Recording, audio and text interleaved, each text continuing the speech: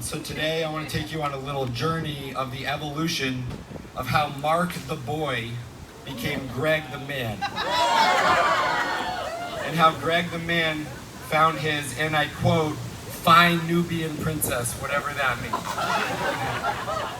And for those of you who don't know, Greg's first name is Mark with a C. Remember the cardinal rule, it's not snitching if it's a best man speech. So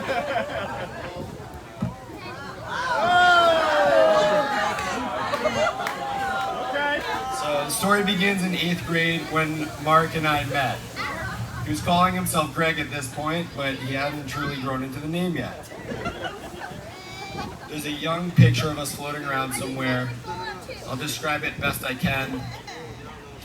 Mark would rock these thick Horace Grant framed glasses, a long silver chain hanging out of his shirt. His belt was down to his knees, accompanied by baggy jeans that were 3 sizes too big.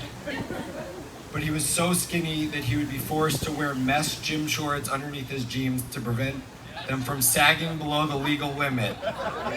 Picture a dorkier looking version of crisscross. I, however, did not look much cooler. I had a mushroom cut hairstyle with a part in the middle, a big yellow G-Shock watch that you could slam on the table because that was really important in a watch, jean shorts that we called jorts. They were 2 sizes too big and they would hang down to the middle of my leg, far below my knees. Despite our unfortunate styles, Greg and I hit it off immediately when we met in 8th grade. We first bonded over shooting hoops on a makeshift basket on June Lane, and many epic video game battles.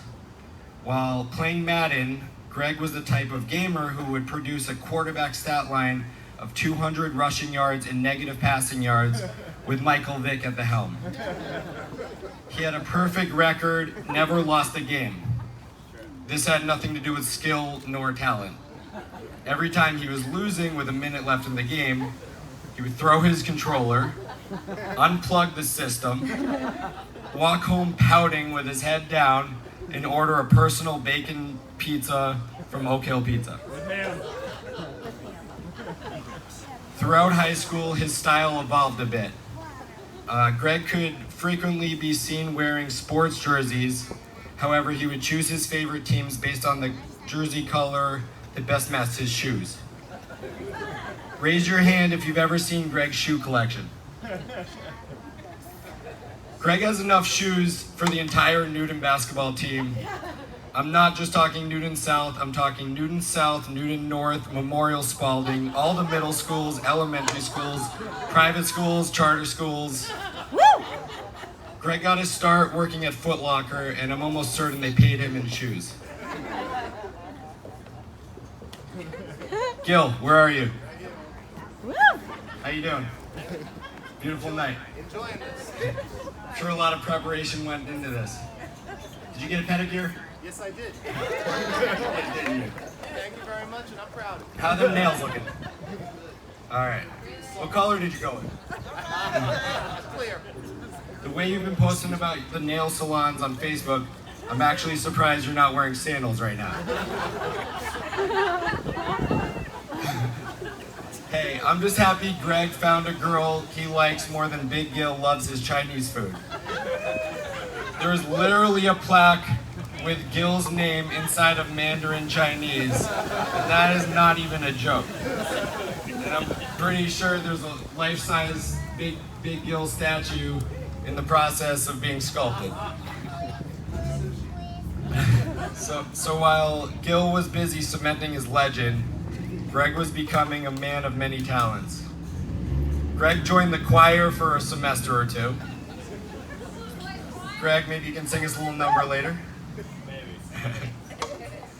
He was also a 2-sport varsity athlete, both in football and basketball. Yep. Greg started on a very competitive basketball team his senior year. If you've talked to Greg about high school basketball, then he's undoubtedly bragged to you about that one time he played in a game with Jeff Adrian on the Brookline High team. Jeff, of course, later on went on to play in the NBA and guarded LeBron James in the playoffs. So by the transitive property, Greg will make it sound like he himself guarded LeBron James.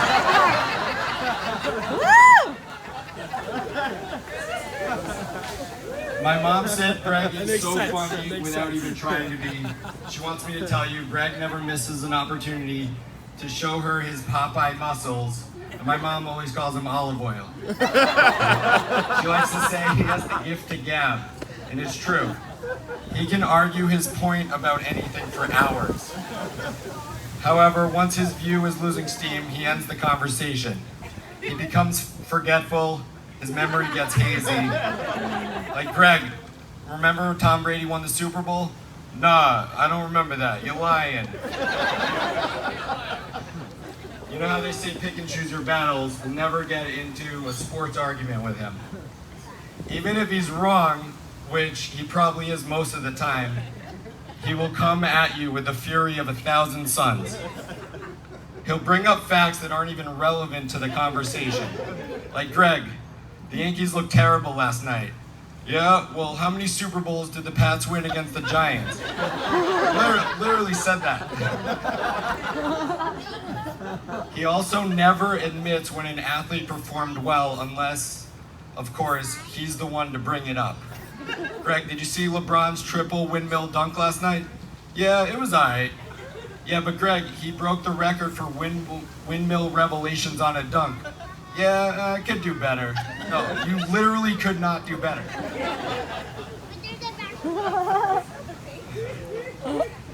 One more. So I secretly requested from the bride and groom an email explaining about how they met, why they think each other